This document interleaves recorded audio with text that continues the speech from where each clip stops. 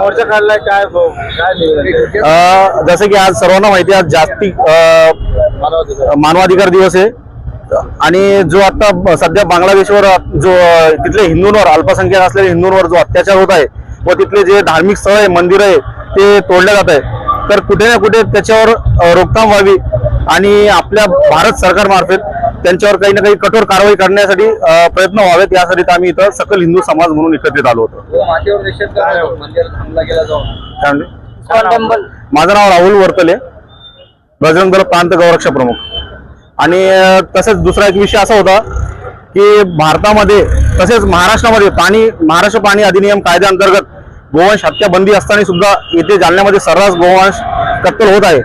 आता काही दिवसापूर्वीच इथं 12 टन गोमांसाचं चमडा जप्त करण्यात आलेला होता, तरी कुठल्याही प्रकारची कारवाई झालेली नाही.